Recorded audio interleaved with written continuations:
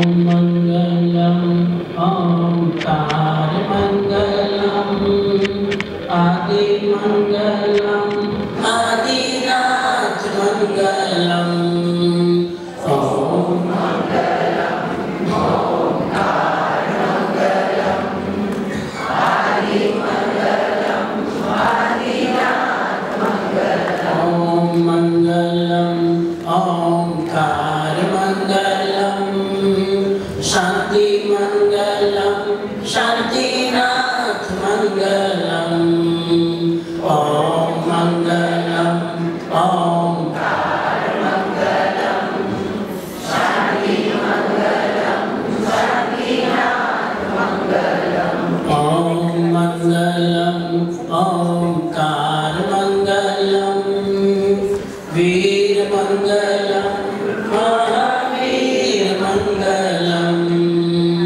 ओम मंगलम ओंकार मंगलम वीर मंगलम महावीर मंगलम ओम मंगलम ओंकार मंगलम कृष्ण मंगलम कृष्ण नाम मंगलम ओम मंगलम ओंकार मंगलम कृष्ण मंगलम कृष्ण नाम मंगलम ओम मंगलम ओंकार मंगलम गुरु मंगलम गुरुदेव मंगलम ओम मंगलम ओंकार मंगलम गुरु मंगलम गुरुदेव मंगलम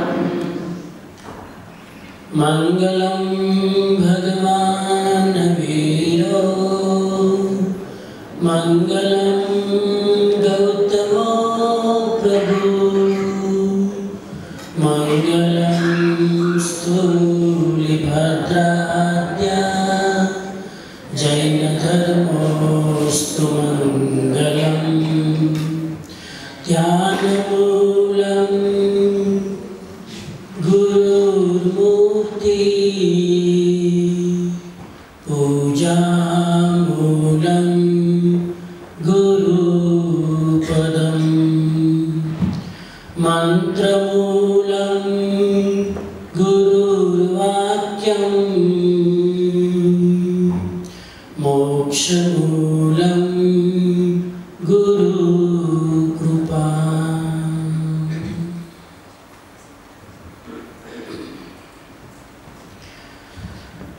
जिज्ञासु बंधु बहनों, पर्युषण पावन पर्वनो आज 5 दिवस लगभग समाप्ति की ओर 2 સપ્ટેમ્બર 2016 રાત્રિકાલીન પ્રવચન ને આપણી થીમ છે how to be a true Jain, એક સાચા અને પ્રામાણિક જૈન કેવી રીતે બનવું. એની સિરીઝમાં પહેલા દિવસે આપણે વિચાર કર્યો જૈન એ હોય જે પોતાના જીવનમાં આવતા સુખ દુઃખની જવાબદારી પોતાના ઉપર લે, બીજા કોઈના ઉપર ઢોળે નહીં. મારા સુખનું કે મારા દુઃખનું કારણ બહાર કોઈ વ્યક્તિ નથી, મારું જ પોતાનું કર્મ, વર્તન, વ્યવહાર, સ્વભાવ છે. જૈન હોવાનો બીજો સિદ્ધાંત જૈન એને કહેવાય જેના હૃદયમાં મૈત્રી ભાવ હોય, જેના મનમાં દરેક જીવ જે મારાથી આગળ છે એના પ્રત્યે પ્રમોદ ભાવ, એપ્રિશિએશનનો ભાવ હોય, જે મારાથી બહુ પાછળ છે જે ફોર્ચ્યુનેટ નથી, એના પ્રત્યે કમ્પેશનનો ભાવ હોય, અને જે ઇવિલ પર્સનાલિટી હોય, ડિફિકલ્ટ પર્સનાલિટી હોય, સ્ટબર્ન પર્સનાલિટી હોય, જે આપણને સતત હાર્ડ ટાઈમ આપે, એવા લોકો પ્રત્યે ઇગ્નોર કરવાનો ભાવ હોય. આ ચાર ભાવ હોય તો એને જૈન કહેવાય. ટોટલ 5 વાત થઈ ગઈ જૈન હોવાની. આજે 6ઠી વાત. જૈન કોને કહેવાય? જૈન હોવાનું 6ઠું લક્ષણ છે,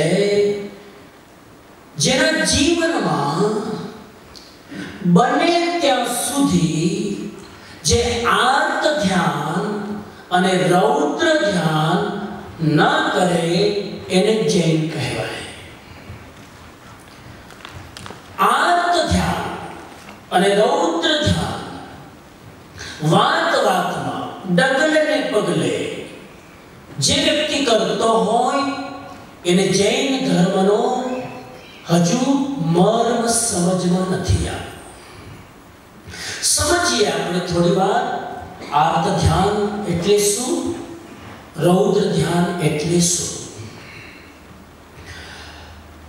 સામાન્ય રીતે આપણા મનની નેગેટિવ સેન્સમાં સમજીએ, નેગેટિવ અર્થમાં જ્યારે મનને સમજવાની કોશિશ કરીએ તો મનની 2 ટાઈપની નેગેટિવ વૃત્તિ હોય છે. અમુક લોકોના મનની વૃત્તિ એવી હોય કે જે અંદરથી હંમેશા દુખી રહે. અમુક લોકોની પર્સનાલિટી હોય, અમુક લોકોની મેન્ટાલિટી હોય, ટેન્ડન્સી હોય, નાની નાની વાતમાં જલ્દી દુખી થઈ જાય. આ મનની એક સ્થિતિ. મનની બીજી સ્થિતિ છે, નેગેટિવ સેન્સમાં વાત કરું છું, પોઝિટિવ સેન્સમાં ઓર કભી.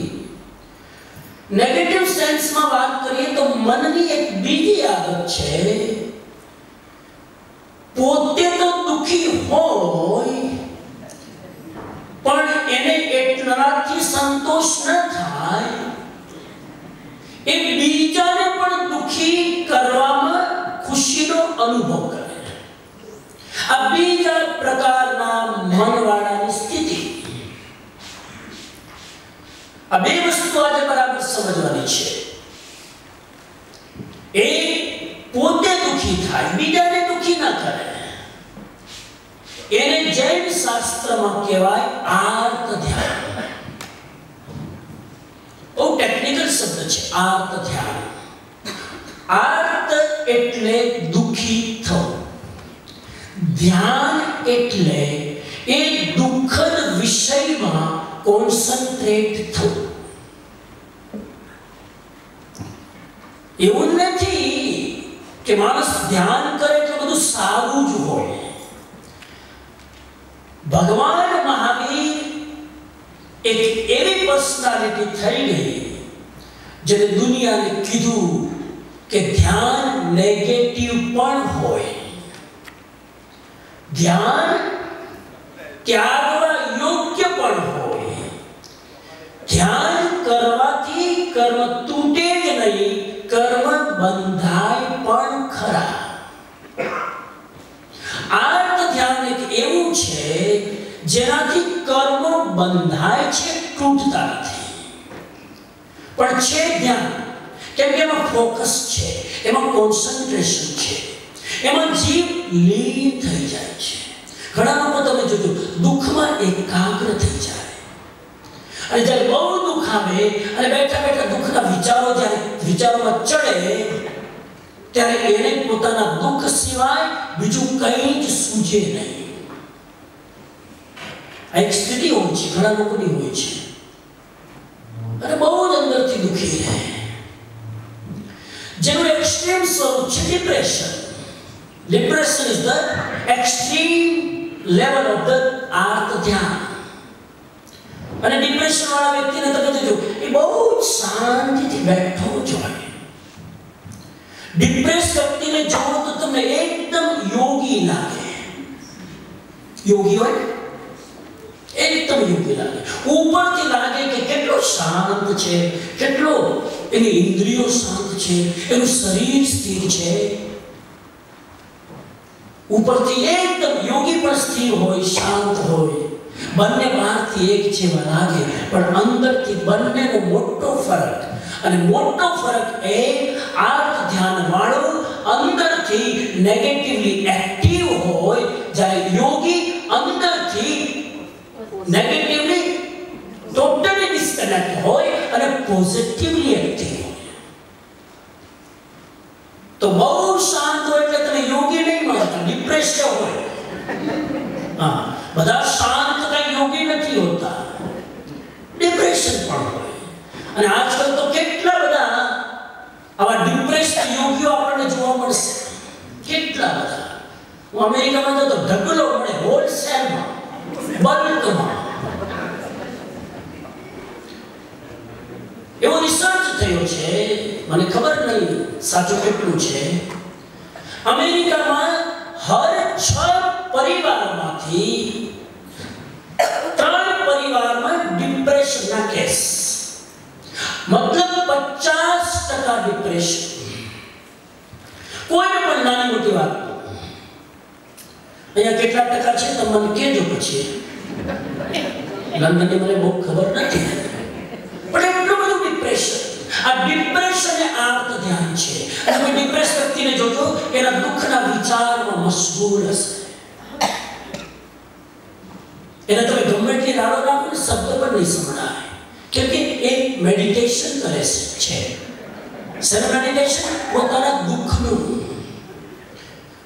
અને હું બતાવીશ કે કેવી રીતે મેડિટેશન કરે છે. એ દુઃખનું એનું ફિલ્ડ કયું છે. હું આર્ત ધ્યાનનું તમને હમણાં ફિલ્ડ બતાવું છું. એ એરિયામાં એનું આર્ત ધ્યાન ચાલતું હોય છે. પણ આ એક વ્યક્તિ. બીજો વ્યક્તિ છે જે પોતે દુઃખી છે ખરો, પણ એના દુઃખને અંદર નથી લઈ જતો, બહાર લઈ જાય છે.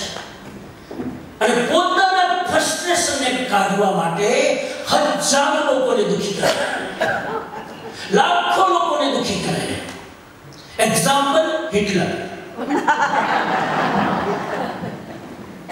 તમે જલ્દી કનેક્ટ કરી શકો એટલા માટે એક્સ્ટ્રીમલી રૌદ્ર ધ્યાન.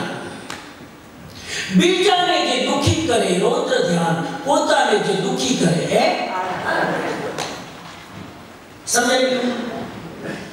હવે હું થોડીક વાતો કરું છું, એમાં તમારો ચહેરો જોવાની કોશિશ કરજો.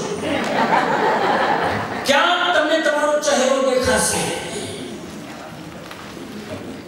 ભગવાન મહાવીરે 2600 વર્ષ પહેલા બધી વાતો કરી છે. વિજ્ઞાન તો હવે બોલવાનું શરૂ કરે છે. વિજ્ઞાનની અંદર પણ એના માટે 2 શબ્દો છે સાયકોલોજીમાં. તમને ગમતા હોય તો આપો. 2 શબ્દો છે વિજ્ઞાનની દુનિયામાં, સાયકોલોજીમાં. જે પોતે દુઃખી હોય અને ઘણા દુઃખી ન હોય તો પોતાને દુઃખી કરવામાં એને મજા આવે. સાયકોલોજીમાં એક ટર્મ છે, એને કહેવાય છે મેસોચિસ્ટ. ખબર હોય તો કોઈને સાયકોલોજીમાં ડિગ્રી લીધી હોય તો. મેસોચિસ્ટ એટલે પોતાને દુઃખી કરવાનો એક આનંદ હોય. તમને તો આવા હોય. હા, ઘણા લોકો એવા હોય, પોતાને દુઃખી કરવામાં એને બહુ મજા આવે.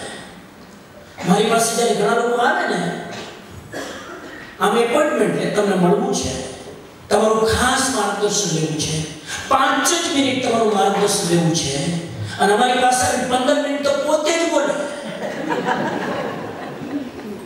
તો ટાઈમ થઈ ગયો તો કે ના, બસ તમારી સાથે મળી, તમારી સાથે સંવાદ કરી, માર્ગદર્શન લઈ, એટલું રિલેક્સ થઈ ગયું. એક શબ્દ તે મને બોલવા દીધો નથી, એક શબ્દ હું બોલ્યો નથી. માર્ગદર્શન લેવા આવ્યા અને એક શબ્દ નથી બોલવા દીધો. મારો કહેવાનો અર્થ એને બસ એને એટલું જ જોઈએ કે મારું દુઃખ કોઈ સાંભળે. અને એને જ્યારે દુઃખ સંભળાવે એને ચહેરા પર જો લાઈટ હોય, દુઃખ સંભળાવતી વખતે એટલો ચાહનો હોય, એના થાય વાહ, કોઈ મળ્યું સાંભળવા વાળું. મેસોચિસ્ટ સાયકોલોજીમાં, અને જે બીજાને દુખી કરે છે એને સાયકોલોજીમાં કહેવાય છે સેડિસ્ટ. હા, પછી ઘરે જઈને ગૂગલ SADIST સેડિસ્ટ. સેડિસ્ટ એટલે બીજાને દુખી કરવામાં જ મજા આવે. All terrorism, all ISIS and all ancient or historical people, Hitler, Temurlan, आदि जितने भी सिकंदर सम्राट, આ જેટલા લોકો હતા બધા જ રૌદ્ર ધ્યાનમાં હતા. જેને વર્લ્ડ ટ્રેડ સેન્ટર ઉપર અટેક કર્યું એ બધા ભયંકર રૌદ્ર ધ્યાનમાં હતા. રૌદ્રનો અર્થ છે, તમે સમજતા છો, રૌદ્ર, આક્રમક, એગ્રેસિવ, ડિસ્ટ્રક્ટિવ માઇન્ડ, એને કહેવાય રૌદ્ર ધ્યાન. ધ્યાન એટલા માટે કે એની અંદર એનું આખું માઇન્ડ ફોકસ થઈ જતું હોય છે. કેવી રીતે ટાર્ગેટ કરવું, ક્યાં ઉડાડવું, કેવી રીતે ફસાવવું, આખું એનું માઇન્ડ એમાં ચાલતું હોય. That is the meditation. But આ મેડિટેશનથી કર્મો બંધાય છે, તૂટતા નથી. તો આ બે પ્રકારના ધ્યાન છે, આર્ત ધ્યાન અને રૌદ્ર ધ્યાન. બહુ જ અનુભવ પછી થોડું ક્લિયર કરી દઉં કે આપણા સમાજમાં, ગુજરાતી સમાજમાં આપણા સંસ્કારો એવા હોય કે લગભગ આપણે રૌદ્ર ધ્યાન ના કરીએ. આવું આક્રમક થઈને કોઈના ઉપર અટેક કરીએ ને આ બધું કરીએ, લગભગ એ આપણા સંસ્કાર નથી. એટલે રૌદ્ર ધ્યાન તો લગભગ આપણું નથી થતું ઇન જનરલ. પણ આર્ત ધ્યાન આમાંથી જ 30% લોકો હશે. તમે જેટલા ડાયા છે સાંભળો છો, તમારી અંદર જે આર્ત ધ્યાન છે 30%. આર્ત ધ્યાન બેઠા બેઠા કોઈનો પણ નાનો ઇસ્યુ લઈ અને એટલા બધા અંદર ઊંડા ઉતરી જાય. મારી દીકરીની ઉંમર 30 થઈ, ક્યારે લગ્ન આપશે? આર્ત ધ્યાન શરૂ થયું. છેલ્લા 3 મહિનાથી ઢીંચણની બીમારી હેરાન કરે છે. ડોક્ટરે બિચારા થાકી ગયા. ક્યારે મારી બીમારી દૂર થશે? કેટલી દવા કરાવી, બેસાતું નથી, ચલાતું નથી. વિચાર ચડ્યો મન, આર્ત ધ્યાન શરૂ થઈ ગયું. તો આવા આર્ત ધ્યાન જૈન ધર્મમાં ભગવાને કીધું છે. આ આર્ત ધ્યાન 4 રીતે આવે. કેટલી રીતે? 4 રીતે. સમજો, થોડો ડીપ સબ્જેક્ટ લીધો છે. તમારી પાત્રતા જોઈને,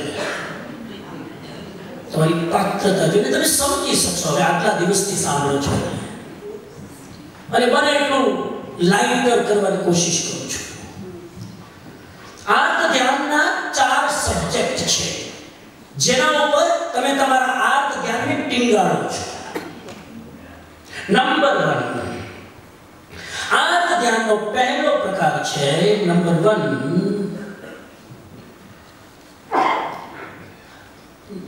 પહેલો પ્રકાર, કોઈ અપ્રિય વ્યક્તિ અથવા વસ્તુ અથવા પરિસ્થિતિનો સંયોગ થાય અને એમાં જે તમારું માઇન્ડ ચાલે એનું નામ આર્ત ધ્યાન. મેં કીધું ડીપ સબ્જેક્ટ પણ હું સમજાવું છું, તમે જરાક રિટેન કરવાની કોશિશ કરજો. જે પણ અપ્રિય વસ્તુ છે એ અપ્રિય વસ્તુ મારી જિંદગીમાં આવી ન જાય એની ચિંતા. અપ્રિય કોઈ વ્યક્તિ મારી જિંદગીમાં આવી ન જાય એની ચિંતા. અપ્રિય પ્રસંગ કોઈ મારી જિંદગીમાં બની ન જાય એની ચિંતા. ન ગમતી અણગમતી કોઈ પરિસ્થિતિ ઊભી ન થઈ જાય એની ચિંતા. આ બધું જ આવે આર્ત ધ્યાન. સમજાવવાની કોશિશ કરું, સાંભળો ધ્યાનથી.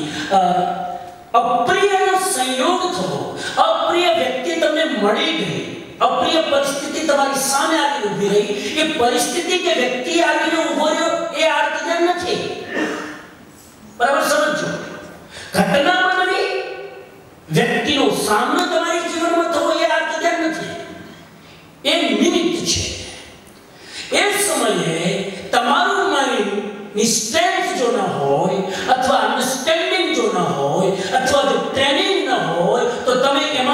એડજસ્ટ કરી દેશું.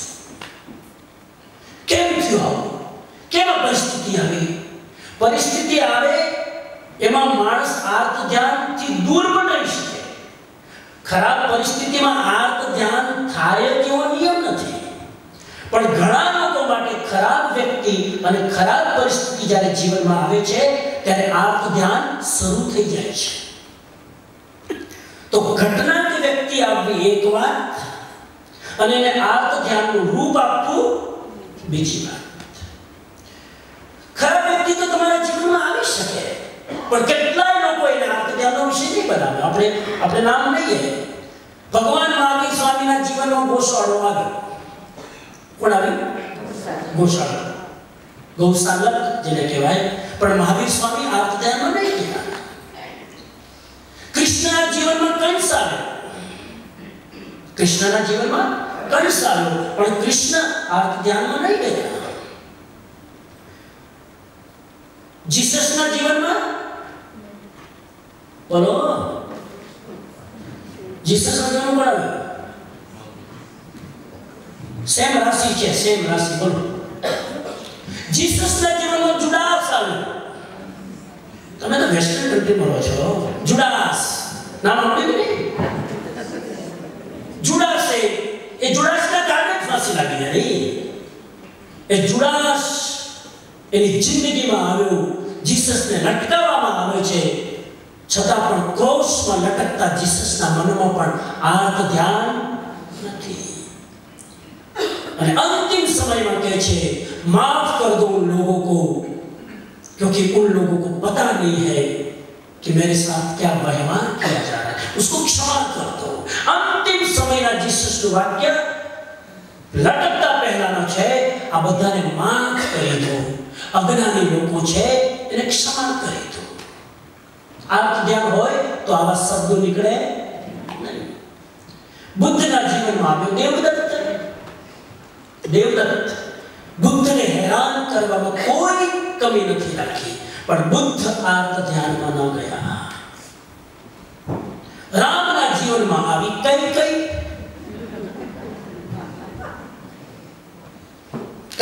આવી અને રામની આખી પરિસ્થિતિ બદલાઈ ગઈ.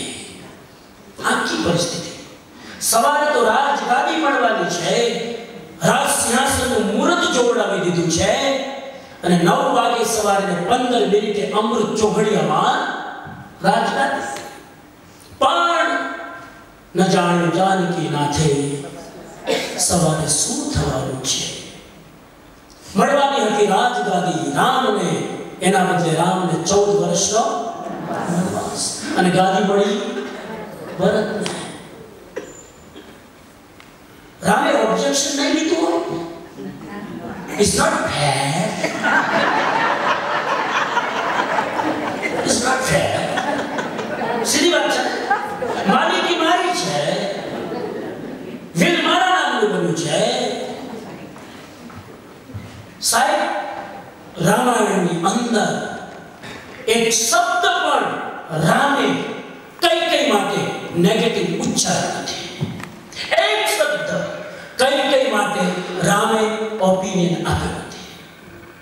અને આપ્યો છે જ્યારે 14 વર્ષથી વનવાસથી પાછા આવી કઈને મળે છે અને કઈને કહે છે તારી કૃપાના કારણે તપસ્વીનું જીવન જીવવાનો મોકો મળ્યો.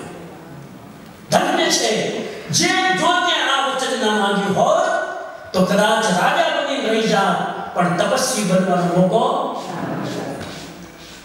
રામે આર્ત ધ્યાન રામ કરી શકત પણ ન કર્યા. અને 14 વર્ષ જંગલમાં રહ્યા.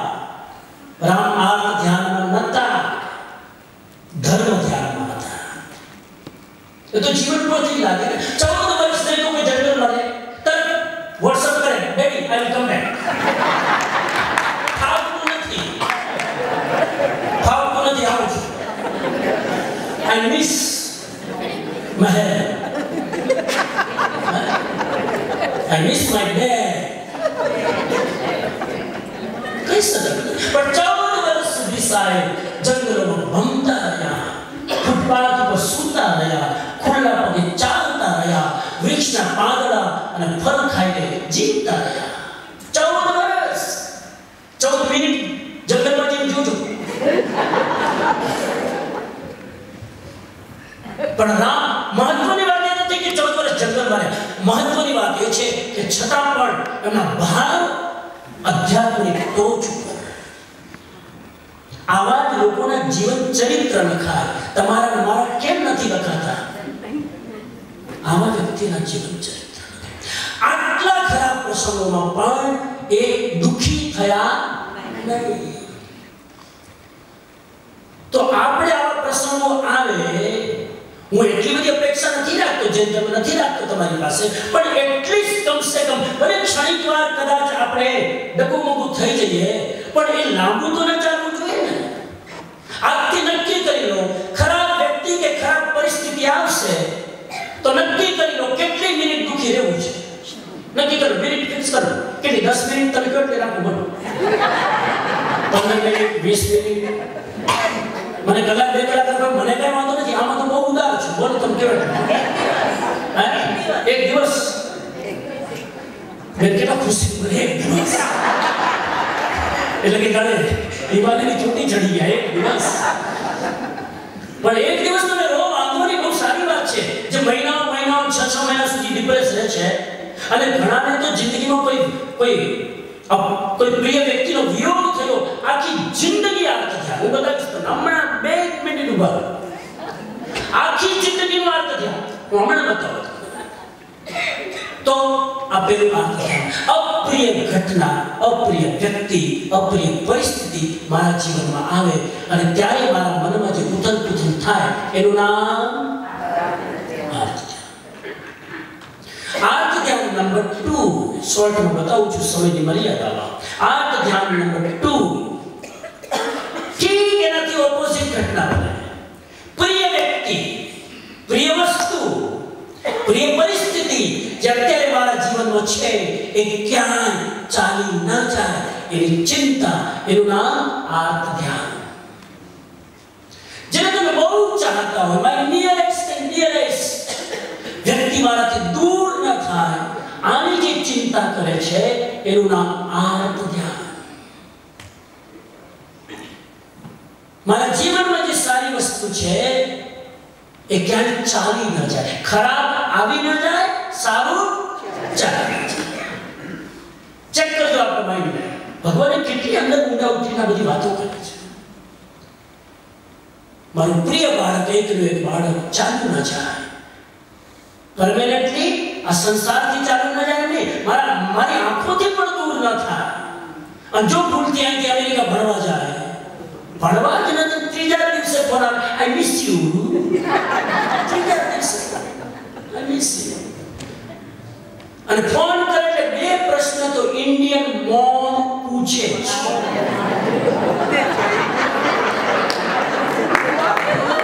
2 પ્રશ્ન તો પૂછે. દીકરો દૂર હોય અને ફોન કરે, બેટા જમી લીધું? બેટા હોમવર્ક થઈ ગયું? આ 2 પ્રશ્ન.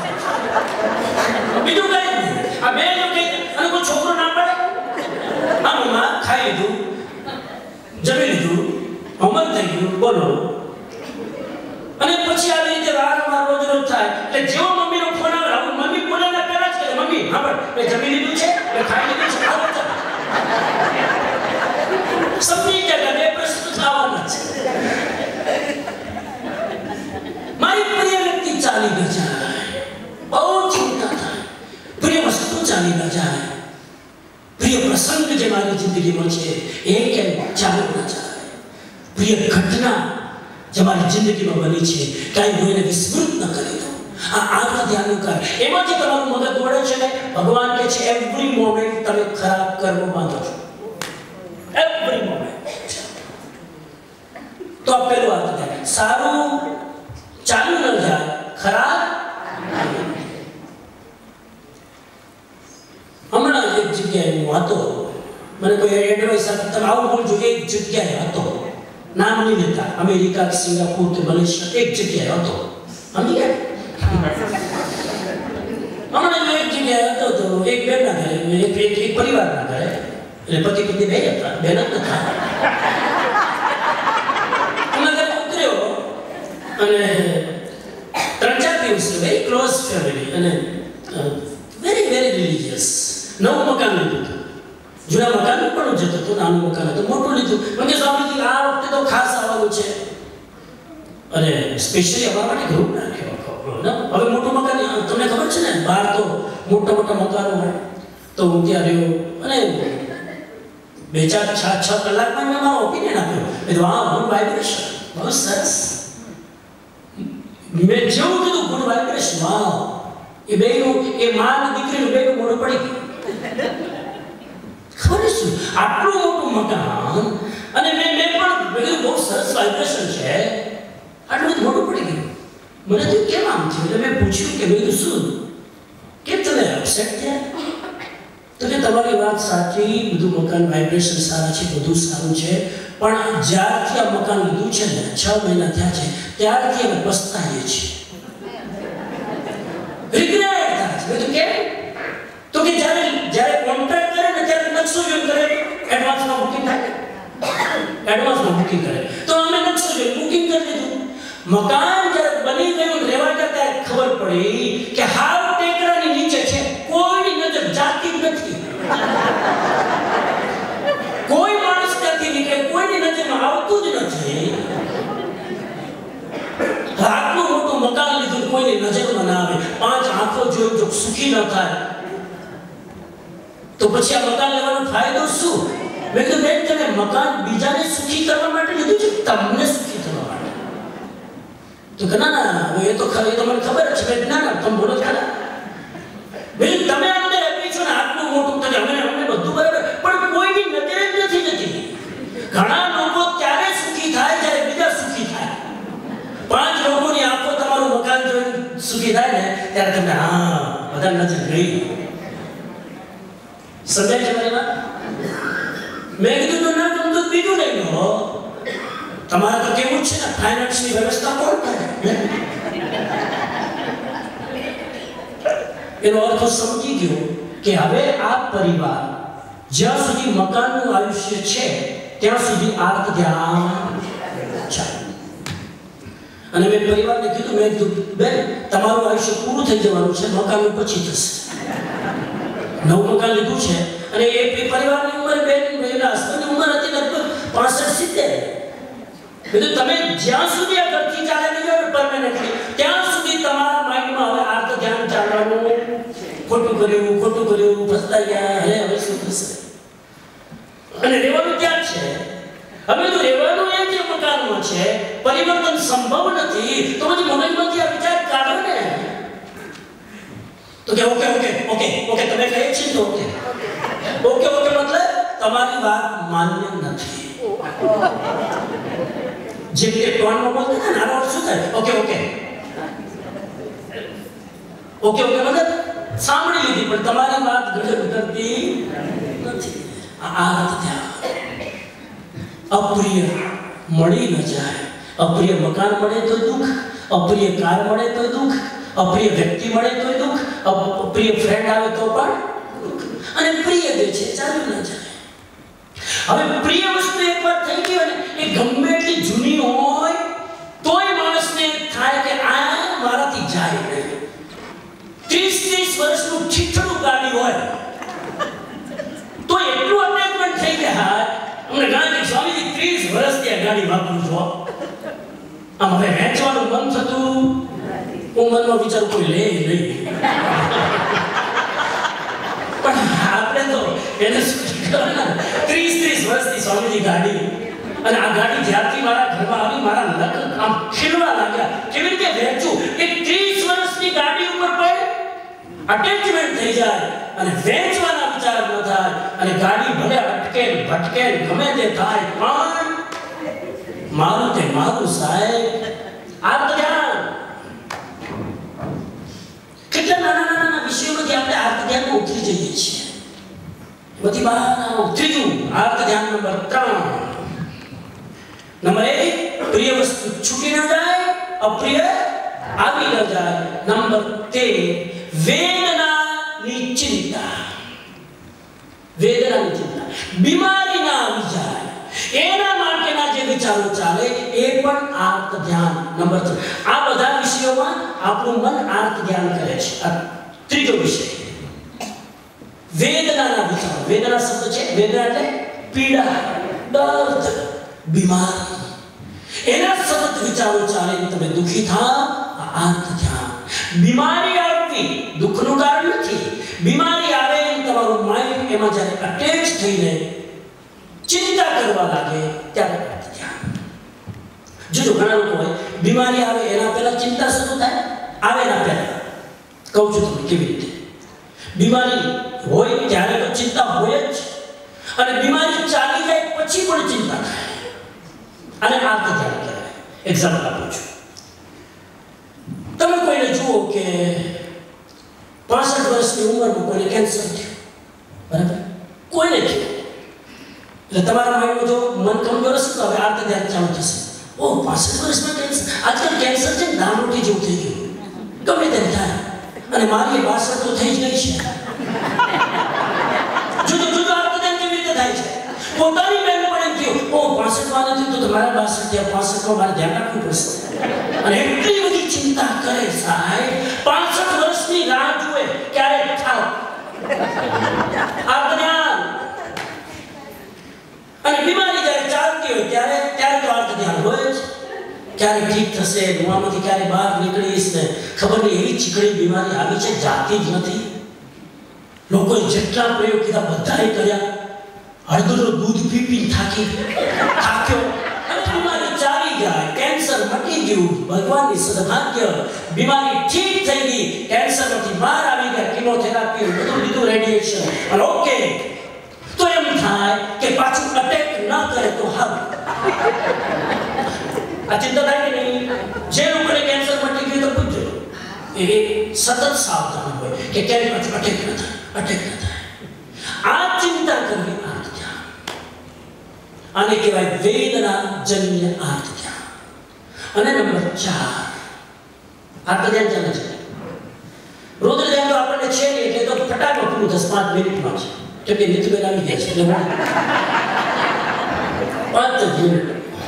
રૌદ્ર ધ્યાન તો આપણને છે નહીં, પણ એનો છતાં બતાવી દઈશ જેથી આવી ન જાય. પાછું તૈયાર છે ને આવવા માટે.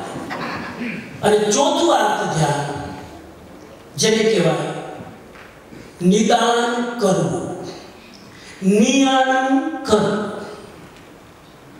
ઘણી વાર એવું બને કે મેં બહુ તપસ્યા કરી હોય, બહુ પુણ્ય કર્યું હોય, બહુ સાધના કરી હોય, અને મારી લાઈફમાં કોઈ એવો જીવ આવી જાય જેને મારી લાઈફ બરબાદ કરી નાખી હોય, તો મનમાં એક જ વિચાર આવે કે આટલું પુણ્ય મારી તપસ્યાથી જે મને મળ્યું છે ને એનું હે ભગવાન જો કોઈ ફળ હોય ને તો આવતા જન્મમાં પણ એનો બદલો લેવા માટે થાવ, એવું કંઈક કરજે, એવો જન્મ મને આપજે કે આવતા જન્મમાં એનો બદલો લીધા વગર રહું.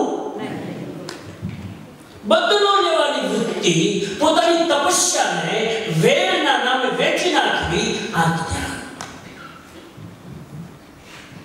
ચેક કરજો આપણામાં ક્યાંક ને ક્યાંક આ બધું ખરબતું હોય છે. પહેલા 3 તો હોય જ છે. આર્ત ધ્યાનમાં પહેલા 3 તો હોય જ છે. સદગુરુની કૃપા ન હોય તો ચોથું પણ આવી જાય છે. ક્યાંક ને ક્યાંક ઘણીવાર બહારથી પ્રયોગ ન કરીએ પણ મનથી સંકલ્પ કરી લઈએ કે ગયા વખતે માસ કમળ કર્યું હતું ને, બસ એનું પણ બીજું કાંઈ નહીં. પેલી બેને જે મારી સાથે બગાડ્યું છે, પહેલા ભાઈ જે મારી સાથે બગાડ્યું છે ને, બસ એને બોધપાઠ આપવાનો છે. અરે પણ બોધપાઠ આપવા માટે આપણું માસ કમળ તો વેચી નાખે, ખોટનો ધંધો છે સાહેબ. અને ભયંકર તમારા બીજા કર્મો બંધાયેલા. આ આર્ત ધ્યાન, બહાર નીકળો. બીજું છે રૌદ્ર ધ્યાન. સેકન્ડ ધ્યાનનું નામ રૌદ્ર ધ્યાન. રૌદ્ર ધ્યાન એટલે પોતાની અંદર જે દુઃખ છે, આર્ત ધ્યાનમાં બરાબર લિંક કરજો, અંદર ફિટ થઈ જવું જોઈએ દિમાગમાં. આર્ત ધ્યાનમાં માણસ જ્યારે દુઃખી થાય છે ત્યારે અંદર જાય છે કે બહાર? અંદર. અને અંદરમાં છેલ્લે જતા ડિપ્રેશનનું લેવલ આવે. That's the આર્ત ધ્યાન. રૌદ્ર ધ્યાનમાં પણ માણસ દુઃખી છે અંદરથી, પણ એનો દુઃખ અંદર નથી લઈ જતો, ફ્રસ્ટ્રેશન રૂપે બહાર લઈ જાય છે, બીજા ઉપર અટેક કરે, ફ્રસ્ટ્રેશન બીજા ઉપર બહાર કાઢે, બીજાને મારે તોડે, હેરાન કરે. આ હિટલરનું જે મેં નામ લીધું ને, હિટલર વાસ્તવમાં આર્ટિસ્ટ બનવા માંગતો હતો. એ હિસ્ટ્રી સ્ટડી કરજો. Hitler is a so creative man, પણ એને એડમિશન ન મળ્યું. કંઈક 2-5% ઓછા આવ્યા છે, એડમિશન નહીં મળ્યું. અંદરના ઈગોને ધક્કો લાગ્યો અને આખી positive energy convert into destructive energy. એક રાઈટ વ્યક્તિને જ્યારે ક્રિએશનનો માર્ગ નથી મળતો ત્યારે એનું માઇન્ડ ડિસ્ટ્રક્ટિવમાં જાય છે. Energy will be come out either negative either positive. એટલે પણ હું તમારા છોકરાઓને કહું, એને પોઝિટિવ દિશા આપી દેજો, કોઈ પોઝિટિવ દિશા, નહીં તો એની એનર્જી નેગેટિવમાં જશે. એનર્જી બહાર નીકળશે ઇધર નેગેટિવ ઇધર પોઝિટિવ. અને જેટલા લોકોએ દુનિયામાં ખૂન ખરાબા કર્યા છે એ બધા જ ક્રિએટિવ મેન હતા, પણ એને ચાન્સ ન મળ્યો એટલે ડિસ્ટ્રેક્શન મળ્યા. આ રૌદ્ર ધ્યાન બીજાને જ ખલાસ કરવાના વિચાર. ખાલી એટલું કહી દઉં, સાવધાન રહેજો, આપણે રૌદ્ર ધ્યાનનો પ્રયોગ કરતા નથી. બહુ સારી વાત છે, પણ એ સારી વાત ઊંઘવાનું કારણ નથી. તમે એમ ન માનતા કે આપણે રૌદ્ર ધ્યાન તો કરતા જ નથી. રૌદ્ર ધ્યાનનું કર્મ તમારી આત્માની સત્તામાં બેઠેલું છે. અંદર રૌદ્ર ધ્યાનની સ્થિતિ છે, બહાર નિમિત્ત નથી. બરાબર સમજે? 2 મિનિટ. રૌદ્ર ધ્યાન અંદર સત્તામાં છે, પણ બહાર નિમિત્ત નથી. આપણને રૌદ્ર ધ્યાનના બહુ નિમિત્ત મળતા એટલે આપણે ડાયા રહીએ છીએ. બાકી આપણે ઓછા નથી. નિમિત્ત નથી મળતું, અને નિમિત્ત નથી મળતું આપણું પુણ્ય છે સાહેબ. કેવા નિમિત્તોથી જન્મથી ભગવાન આપણને દૂર રાખે છે. બાકી કેટલા લોકો જોડે રૌદ્ર ધ્યાનના નિમિત્તો ઉઠીને પ્લાનિંગ કઈ કરે. એ રૌદ્ર ધ્યાન 4 થી 5 પ્રકાર છે. એ રૌદ્ર ધ્યાન કેવી રીતે થાય છે જુઓ. નંબર 1, હિંસાનુબંધી રૌદ્ર ધ્યાન. રૌદ્ર ધ્યાનનો પહેલો પ્રકાર, જેમાં માણસ હિંસક બને, જેમાં માણસ વાયોલેન્ટ બને, જેમાં માણસનું મન વાયોલેન્ટ થાય, ડિસ્ટ્રક્ટિવ માઇન્ડ. પહેલું રૌદ્ર ધ્યાન. બીજું રૌદ્ર ધ્યાન, જેની અંદર માણસ પછી જુઠ્ઠું બોલે, વાતમાં જુઠ્ઠું બોલે, જુઠ્ઠું બોલાવવાનું પ્લાનિંગ કરે, અને જુઠ્ઠું એકવાર બોલી લે એટલે પછી બચવાનો પ્રોગ્રામ શરૂ થાય. કોઈને ખબર ન પડી જાય, હું આ જૂઠ બોલીશ ને પકડાઈ જઈશ તો પછી સફાઈ મારવા માટે શું બોલવાનું. એનામાં જે નિશ્ચિત એકાગ્રતા થાય ને એને કહેવાય રૌદ્ર ધ્યાન. અને કેટલું લોકો ખોટું બોલે. જ્યારથી આ મોબાઈલ ફોન આવે ને, ખોટું બોલવાનું લાયસન્સ મળી ગયું. હોય ક્યાં પછી કે હું તો અહીંયા છું, હોય ક્યાં. પેલા લેન્ડલાઈનનો ફોન મને ખબર પડી જાય, તમે ડાયલ કરો એટલે આવી જાય ને, પેલો શું કહેવાય આગળ, હા, કોડમાં આવી જાય. અને સેલ ફોનમાં પાછા હવે તો બધા સિમિલર કોડ. આ એકવાર મારી સાથે થયું. હું મુંબઈમાં એકવાર મૈત્રી દિવસ પર પ્રવચન આપવા જતો હતો. મારી સાથે કોઈ મને લઈ જતું હતું, હાલી જતા હતા, બાજુમાં જતું. તો જતા મેં જોયું કે બાજુમાં એક ભાઈ ઉભા હતા, એ બીજા કોઈ સાથે વાત કરતા હતા ફોન પર. મને કે અમને તમને મળી નહીં શકું, કેમ કે હું બરોડામાં છું.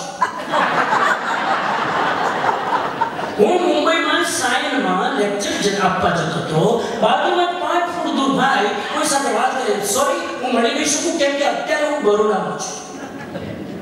મેં ભાઈને પૂછ્યું કે આ તો મોટો ચમત્કાર, 5 ફૂટ દૂર આપણે મુંબઈમાં, 5 ફૂટ દૂર આપણે મુંબઈ અને બરોડા વચ્ચે ડિસ્ટન્સ 5 ફીટ. વાહ, મને સમજમાં ના આવ્યું. મેં તો આ ભાઈ એટલે મને જરા ડાઉટ છે. મેં પેલા ભાઈને પૂછ્યું, મારા ભગતને, મેં તો આપણે તો મુંબઈમાં છીએ,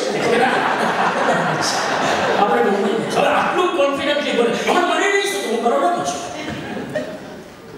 કમાલ. અને પછી હું લેક્ચર હોલમાં ગયો તો મને ખબર પડી મારી પાછળ એક પૂછ્યો, અને આવી પેલી જોવામાં બેસી ગયો લેક્ચર સાંભળવા.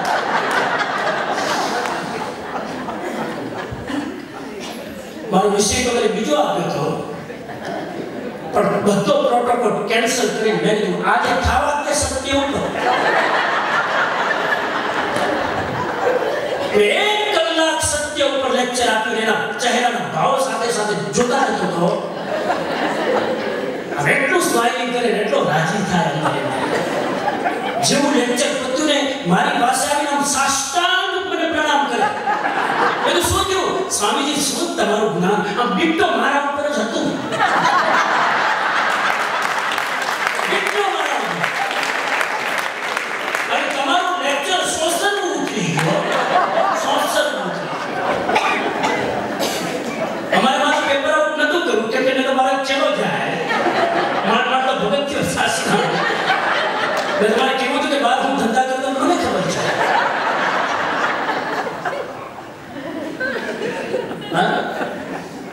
જૂઠું બોલે, કેટલું જૂઠું બોલે માણસ. વાતમાં જૂઠું બોલે. બહુ આગળ નથી જવું, પણ આ બીજું રૌદ્ર ધ્યાન. વાતમાં જૂઠું. અને એના માટે કેટલું માઇન્ડ ચલાવવું પડે. એ માઇન્ડ ચલાવવું પડે તેને તો meditation. Constant you to think about that. Number 3, ચોર્યાનુબંધી રૌદ્ર ધ્યાન. ચોર્યાનુબંધી.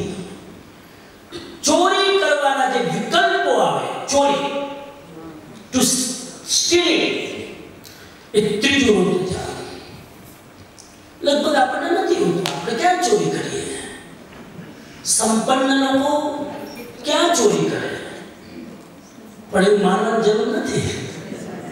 પૈસાવાળા લોકોમાં પણ ચોરી કરવાની ટેવ હોય છે.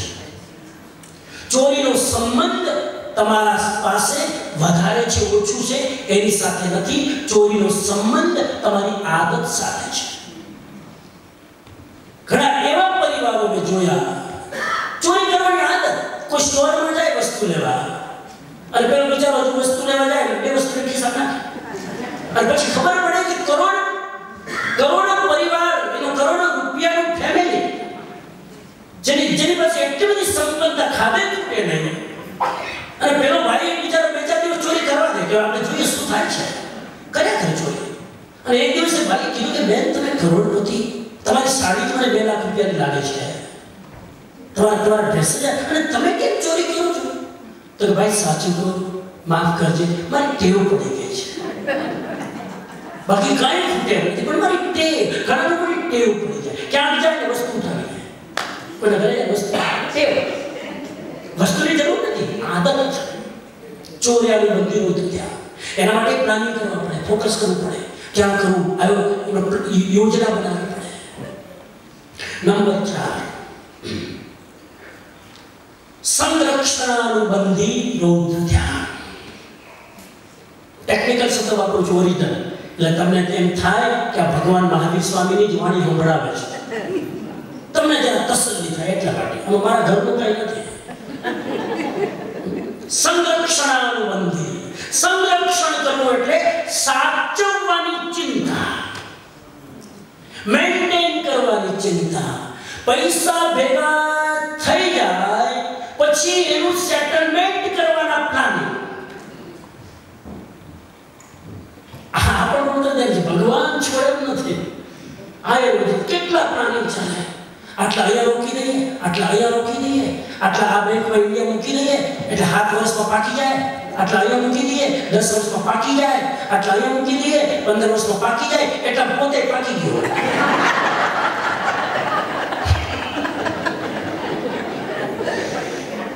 કેટલું આયોજન કરે, અહીંયા મૂકી દો, આના ડબલ, આના ડબલ, વાપરે નહીં, કરે કઈ નહીં, અને મલ્ટીપ્લાય કરતો જાય. સાહેબ ભગવાને કીધું આ રૌદ્ર ધ્યાન છે. ઘણા લોકોના માઇન્ડમાં જ્યારે બહુ પૈસા થઈ જાય એના તમને વિકલ્પો જો આવે ને કે આને કેમ સેટલ કરવું, ટેક્સની ચોરી કેમ બચાવવું, ચોપડા સેટ કેમ કરવું. ઇન્ડિયામાં બધું સેટિંગ જ થાય. માર્કેટિંગ આવે ને એના 1 મહિના પહેલા બધું એડજસ્ટમેન્ટ કરવાનું હોય, બીજું કઈ હોય નહીં. એડજસ્ટમેન્ટ કરવાનું. કેટલી ટેક્સની ચોરી થાય. આ બધું જ રૌદ્ર ધ્યાન. તો આ 2 પ્રકારના ધ્યાન ભગવાને બતાવ્યા. આર્ત ધ્યાન અને રૌદ્ર ધ્યાન જૈન એને કહેવાય. જન્મની તો મેં વાત જ કાઢી નાખી છે, જ્ઞાતિથી જૈનો એની વાત જ કાઢી નાખી છે. તમારી ક્વોલિટીથી તમે જૈન બની શકો, ચાહે તમે હિન્દુ હો ચાહે મુસલમાન હોય, આ ક્વોલિટી અપનાવીને તમે જૈન લેવલની જરૂર નથી. તમે જૈન. હવે આ ગંગારામ 10 વર્ષની ઉંમરમાંથી જો મીઠ ના ખાય, આ ના ખાય, તમે એને જૈન કહેશો કે નહીં? બોલો. મીઠ ના ખાય, આટલું ના કરે, સાહેબ મીઠ ખાવાની તો વાત નહીં, એમણે સ્ટોરી કીધી ને. એના માટે કોઈ જોબ પણ ના કરે. જો એ જે હોઈ શકે તો પછી જે લોકો મીઠ ખાય એને જેમ કહેશો કે બાબા ચૂપ થઈ ગઈ, બોલ. જો એક વ્યક્તિ અમેરિકન હોય ને મીઠ ના ખાય, આપણે જૈન કહેવાનું સાહસ કરશું, ગૌરવ મહેસૂસ કરશું, તો એક જૈન ઘરમાં જન્મેલો વ્યક્તિ જો મીઠ ખાતો હોય, જૈન કહેવામાં શરમ આવવી જોઈએ. શરમ આવવી જોઈએ. આ બે ધ્યાનથી આપણે બચીએ તો આપણે જૈન. હા, આપણે માણસ છીએ, છદમસ્ત છીએ, ક્યારેક દુઃખના વિચારો આવી જાય, ક્યારેક પ્રિયના વિચારો આવી જાય, પણ મેં કીધું ને લાંબુ ચાલવું જોઈએ. જો લાંબુ ચાલે ને તો એની પરંપરા, એની ટ્રેડિશન બને, પછી એક જન્મોની હેબિટ બને અને તમે એના વિશેષ સર્કલમાં ગુંચવાયા કરો. આ બે ધ્યાનથી આપણે બચીએ. અને બે ધ્યાનથી બચવાના ભગવાને ઉપાય બતાવ્યા છે. ધર્મ ધ્યાન કરો, શુક્લ ધ્યાન કરો. શુક્લ ધ્યાન તો અત્યારે છે નહીં, આ કળિયુગમાં કરી ન શકે કોઈ જીવ. શરીરની પણ એવી સ્થિતિ નથી. ધર્મ ધ્યાન કરી શકો તમે. જે અત્યારે કરો છો આ હવાર બપોર હાંજ, એ શું છે? ધર્મ ધ્યાન. પણ પછી જેવા ઘરે જાઓ એટલે કયું ધ્યાન છે બધા? કોના ફોન આવ્યા, કોના મેસેજ આવ્યા, કઈ ડાક આવી, પેલો ગાર્બેજ લઈને ગયો કે નહીં, હવે વિચાર ચાલુ.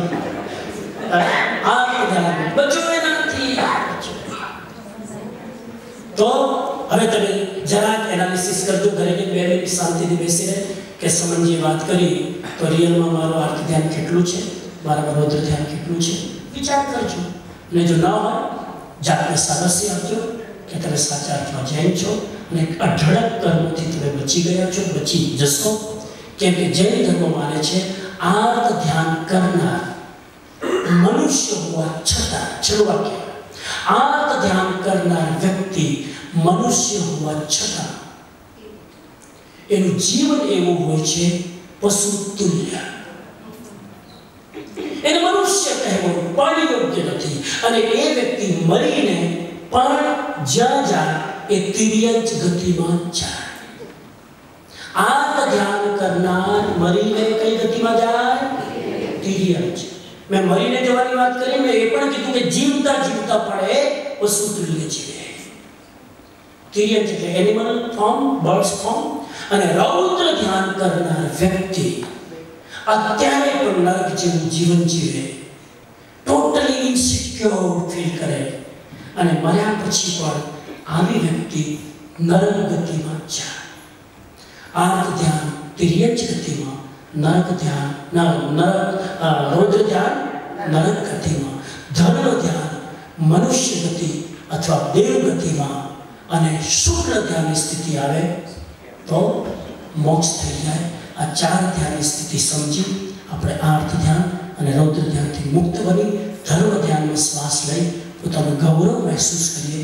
એ જ પર્યુષણ પર્વનો પાવર સંદેશ છે, એ જ જૈન ધર્મનો સંદેશ છે, એ જ ભગવાન મહાવીરનો સંદેશ છે. હૃદયમાં ધારણ કરી જીવનને પવિત્ર બનાવીએ એવા ભાવ સાથે ઓમ અરહર, ઓમ અરહર, ઓમ અરહર.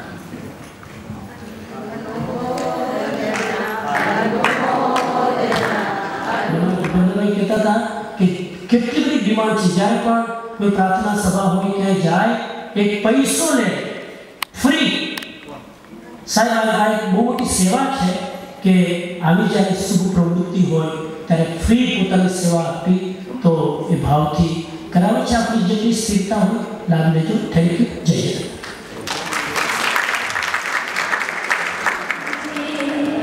દયા કરજે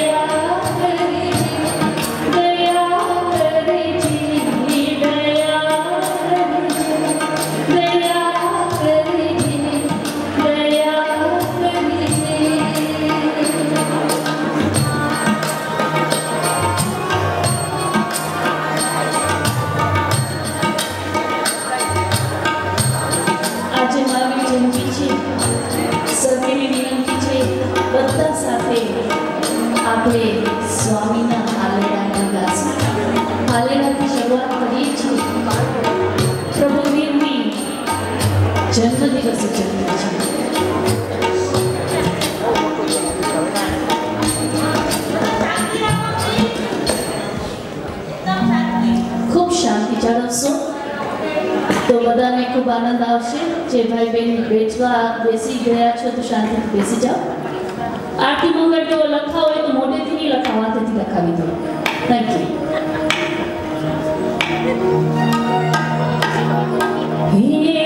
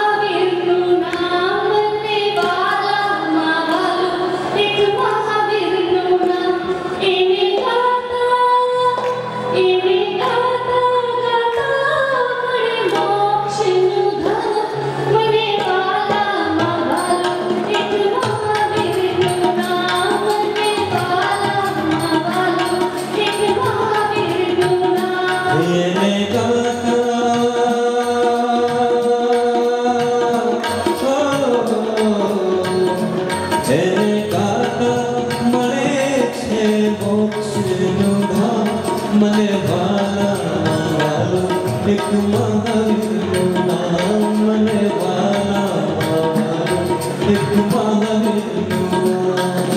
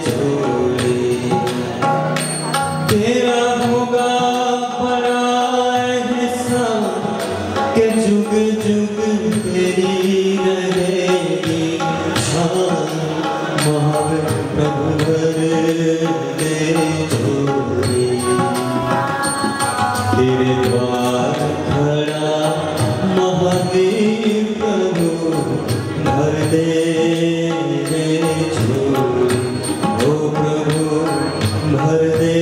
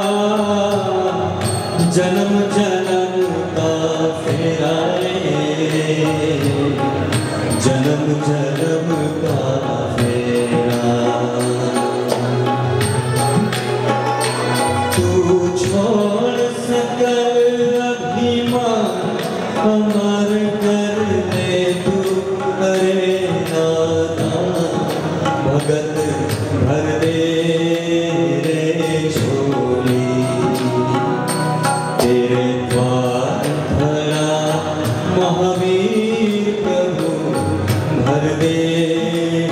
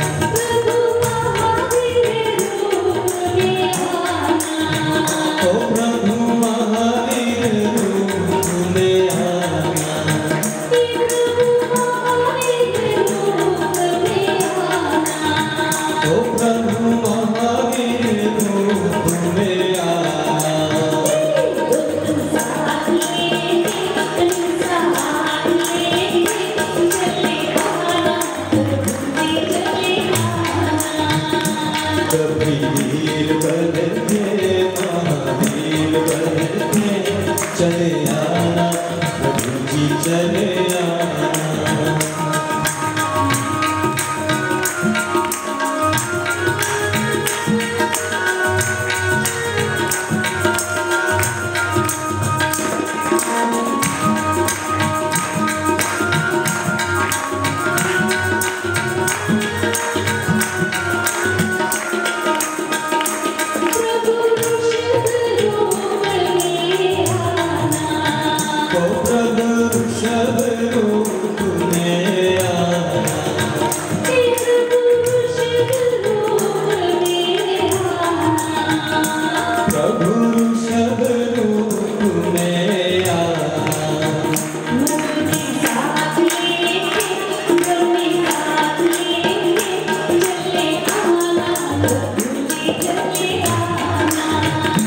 कभी वीर बन के महावीर बन के चले आना प्रभु जी चले आना।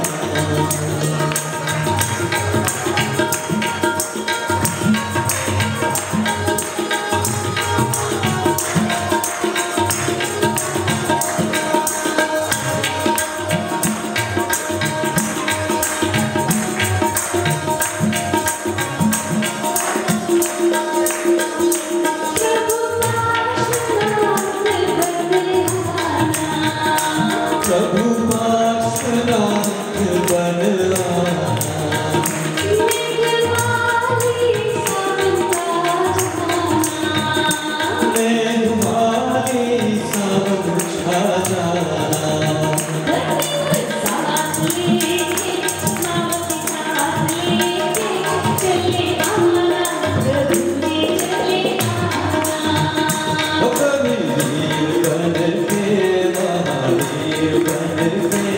चले आना अंदर के चले आना।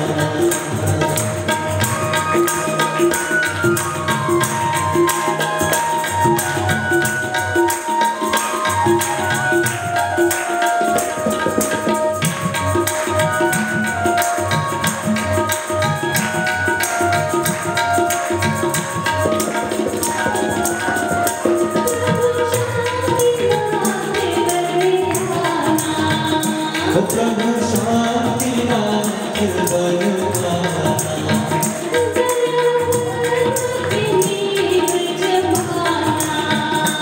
दया धर्म की नींव जमाना।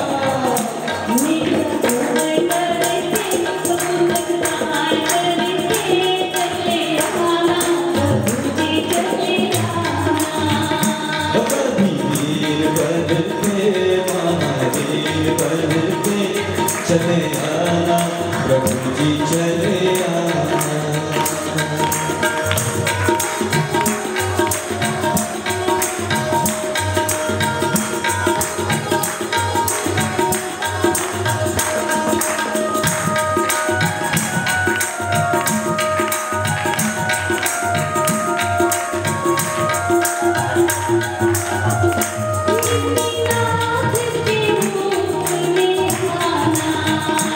नैनीनाथ के रूप में आना।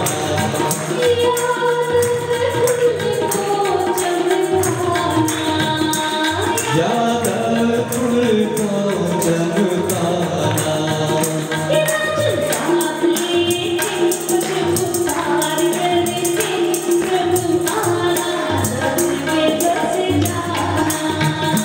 कभी वीर बन के महावीर बन के चले आना प्रभु जी चले आना।